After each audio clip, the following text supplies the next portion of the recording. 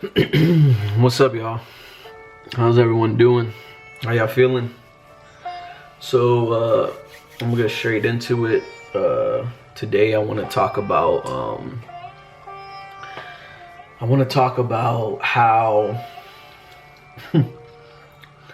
again, communication is such a important aspect of our reality, you know.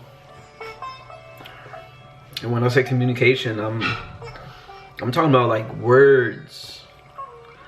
I'm talking about what we say, the meaning of the things we say, where its point of origin is coming from, how it's being said, where it's being said from. And you know, on a daily basis, we don't realize that just like numbers, words add up. And when I say words add up, I'm literally talking about, you know, say every day, you just say negative things, like you're like, oh, I don't know how I'm gonna make it today. Say that's Monday, and that's how you're talking to yourself throughout the whole day. And most people are not even aware of how they sound like each day on a daily basis. They may catch themselves sometimes when they dug a hole deep enough and they're like, holy crap, you know, I've been so negative at this point. I realize that. But like on a daily basis, when you hear people talk, people usually just ramble. It's just like a auto, it's like a, how do I say, it's just automatic. That's the word. It's just automatic. They just automatically say things without being aware of what they're saying. And when you do that for so long, a day goes by, 2 days, 3 weeks, months, it's like you start to realize the power of words, the power of the things you're believing behind the words, the things you put out here in this reality, and agreeing to it afterwards for so long. And what I mean by that is, like, going back to Monday, I'm saying, you know, life sucks. Tuesday, I'm saying life sucks. Wednesday, I'm saying life sucks. Thursday, I'm saying life sucks. By the time it gets to Friday, it's the same thing.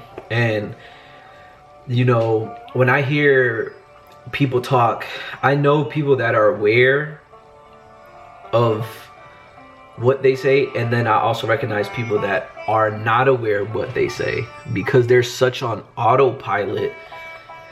They don't realize they're stuck in this negative frame, this negative mindset, this negative way of speaking and thinking. And going even back to, you know, some Bible stuff, the power is in the tongue. You know, even the Bible says that the power is in the tongue. The tongue has the power of life or death. Think about that. The tongue has power of life or death. We're always in the present moment. If we're always in the present moment, yesterday don't exist anymore. But we can always remember what happened yesterday.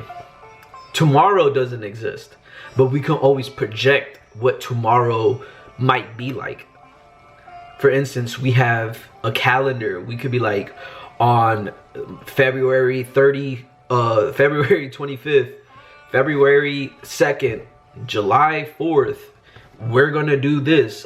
September 3rd, we're gonna do this. October 8th, we're gonna do this. And that's projecting into the future on what you're gonna do that day, even though that day does not really technically exist, because there's no other day that exists except for right now. Today,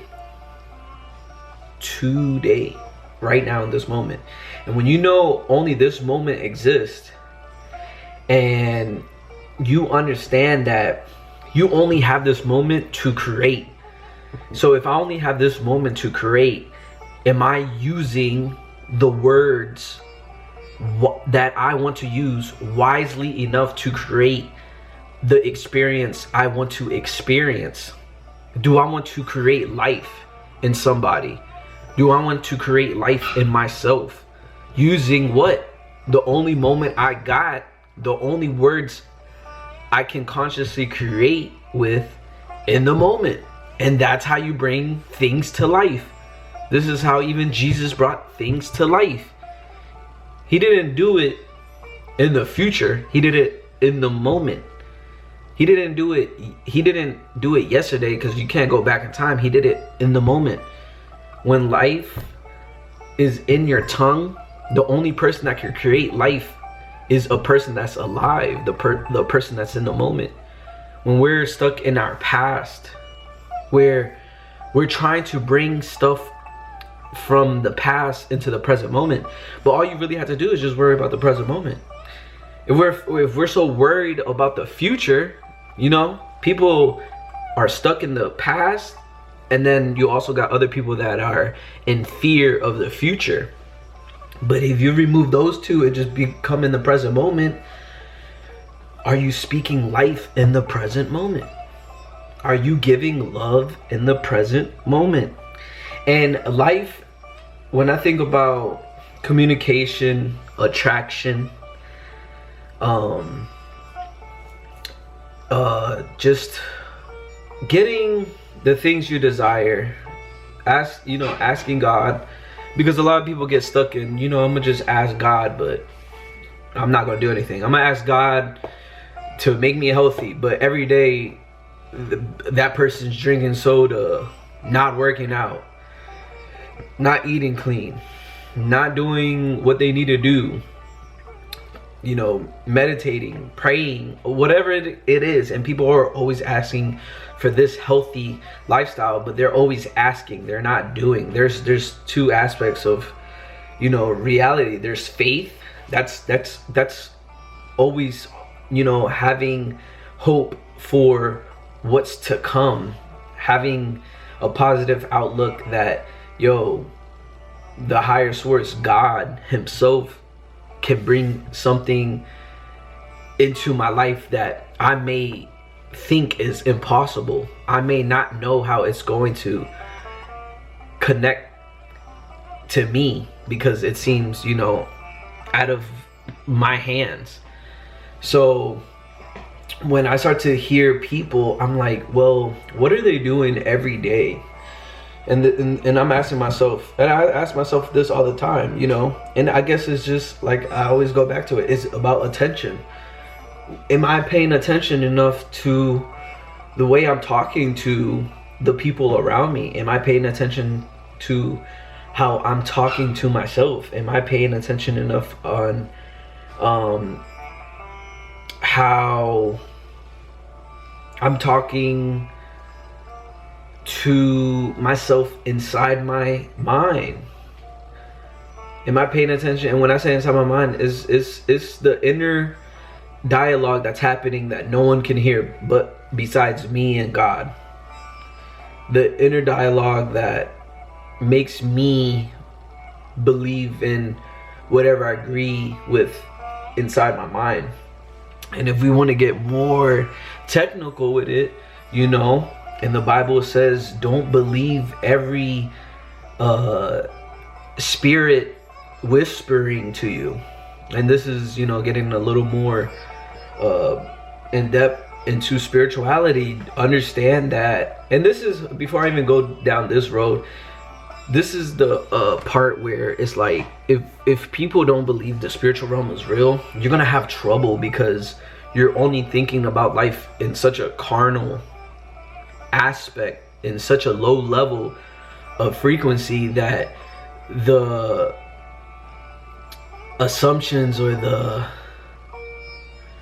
what's another word for it, the possibility of everything not being as physical as it seems to be with our physical eyes that we're looking at, the possibility of that not existing, it harms your experience with life. Because when you can look at life in a spiritual sense, you know that sometimes the things that we see are actually more bigger than us. There's things that can play an effect that has nothing to do with the physical world. It can play an effect by, you know, spirits. It could play an effect by God, by evil stuff, dark energy, light energy, you know. And when you start to understand the mind and how it's simple but complex at the same time, when you break it down to its form, you start to understand you can't believe everything whispering in your ears. And when I say whispering, I don't mean a physical person whispering. I mean when you just hear stuff in your mind and you're like, well, where's these thoughts coming from? And I'm talking about thoughts. Where are these thoughts I'm receiving and coming from? And then even in the Bible, it says, don't believe every spirit that's whispering to you, every spirit that's talking, every spirit that is saying to do this, to think like this, to act like this. Because at the end of the day, you are your own spirit. You can agree or disagree to anything. And it goes as simple as, say I'm walking down the street and there's things, or there's something where I get a thought, or in other words, I get something whispering to me that I didn't create that thought, going, hey, you shouldn't be doing this. You should, why are you having a good day? You should be having a bad day because you don't have X, Y, and Z. It's too hot outside. It's this, it's that. You don't have this. You shouldn't be enjoying your day because you have this bill. Everything should, and they give you like that frame to work with, that everything should be negative. And I'm asking you guys to challenge yourself and ask yourself, where's those thoughts coming from? Did I want that thought? And most of the answer is no, I didn't want that thought. So I'm asking you, where is it coming from? And this is where, when you get to spiritual levels and when you start to understand the spiritual realm, there's possibilities. And I'm not telling anyone to be like, oh, okay, just believe whatever anybody says about something spiritual. No, it's challenging yourself. It's understanding it. You can logically understand anything. You can study anything. And you can see for yourself. It's like kind of we're doing a science experiment. You can test things. You could be like, all right, well, I heard this is true. Let me see how it plays out through my experience in life. Let me see how other people react with it. And some people are so unaware of a lot of stuff that they just don't believe even some of the stuff I'm saying.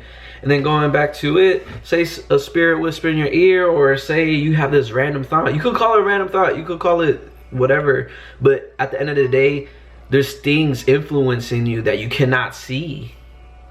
And even if you don't believe that, you could call it straight mental health. There's things in you that is causing you to think negative. If you want to just take it to the basics and just keep it at a physical level, ask yourself, am I agreeing to those things? Because at the end of the day, the best way I heard it, they're just suggestions.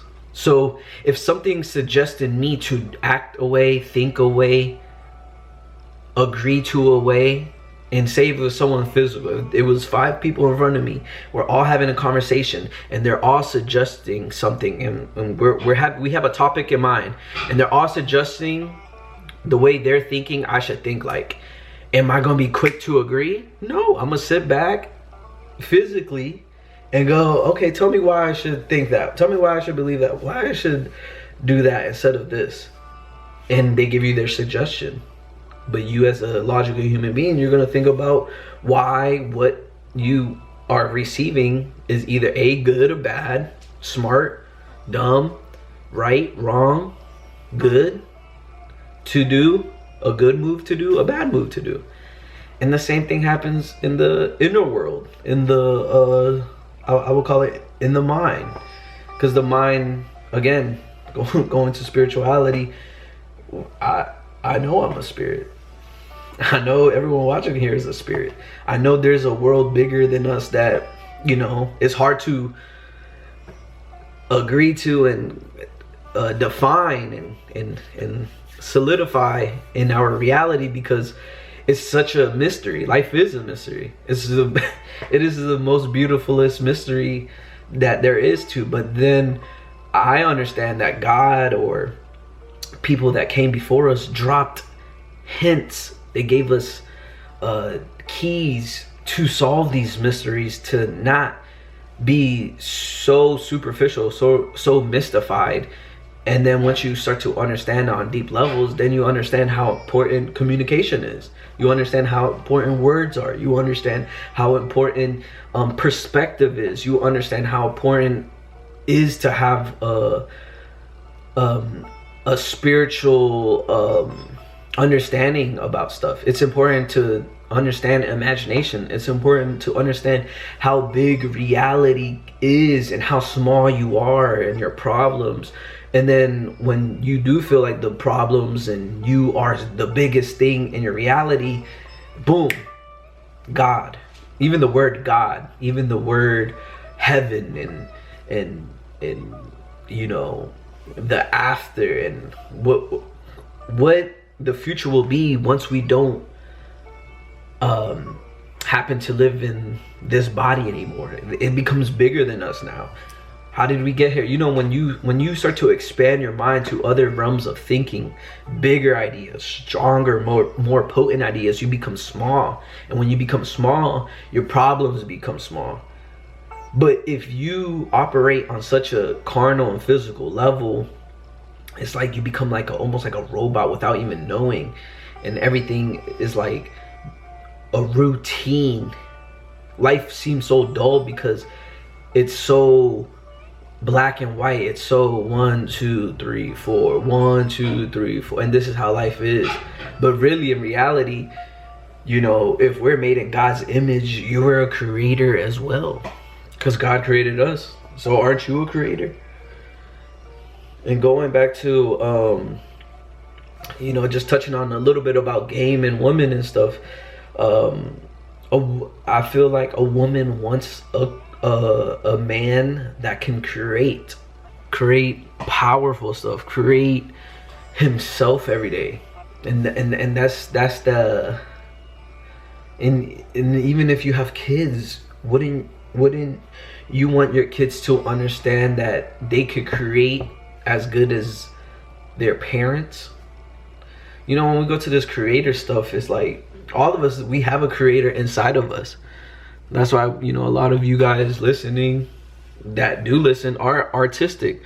Y'all do have a creative nature to y'all, because we're all creators. You're a creator of something. It can all be different. It doesn't just need to be art. Art is a lot of things to a lot of people. But at the end of the day, we're creators. And it's like, are you creating life within other people, or are you creating death? Just pay attention how you talk to people, and you will understand, because the way you talk to others is the way you talk to yourself. The way you talk to yourself is the way you talk to others. So there's really no difference in those little gems there.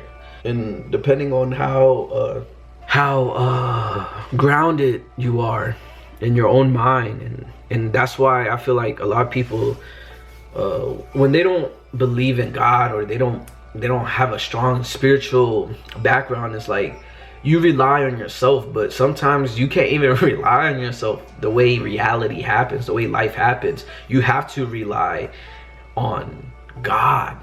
You have to rely on something more powerful than you. It humbles you. That humbling feeling that you don't know anything, it gives that relief off your back, because you don't need to know everything. You don't need to know how to solve maybe the problem you're in, because then at the end of the day, it says have faith. Have faith in what?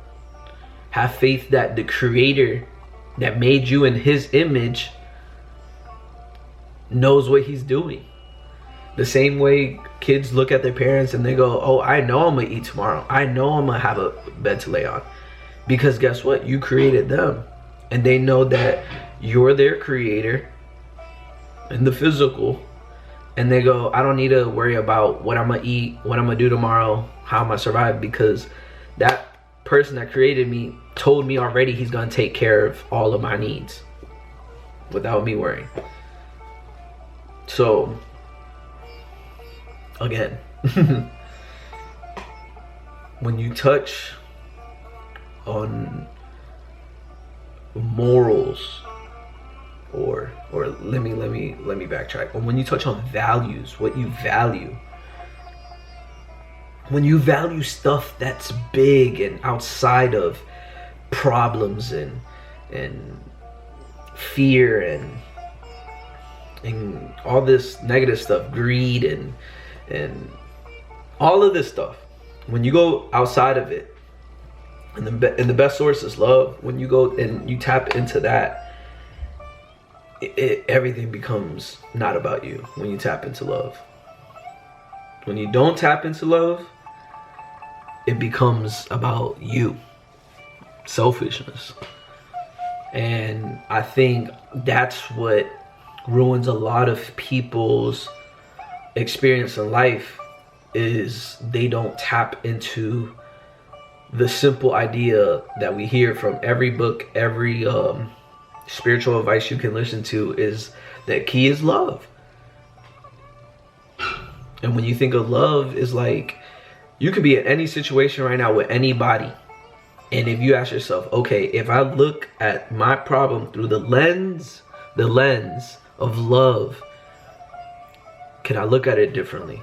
You may be looking at it one way, but then you put that lens on top of whatever way you're looking at it and add love to it. Can you get a different perspective on it? And you're like, all right, bet. If I could look at it through the lens of love, okay. Okay, let me keep it right there. And when you keep it right there, again, your communication is gonna be different. But I think that takes, there's different paradigms, there's different level of awareness. So I'm gonna just keep it at that, because like I said, there's just different levels of, I guess, knowledge and wisdom. And you're here to understand what you don't understand, and everyone's different. Everyone picks up different understandings than everybody else. Like, someone may understand why being humble is great, and they'll be easy at that. And then someone may understand why giving is easy going for them, and that's an easy concept. But then maybe those two people need to understand exactly what they understand, and those two things are difficult to use, put out in their reality. And so everyone's at a different level, at a different paradigm. But when you focus on communication, stuff that is very detailed and small and hard to grasp, almost like things you can't put into words, you can finally put into words. You can structure your life a little better. And one of the most two powerfulest things is faith and hope. When you have faith and hope, you could do a lot. You could do so much. And a lot of people, when that aspect of themselves lets go of the idea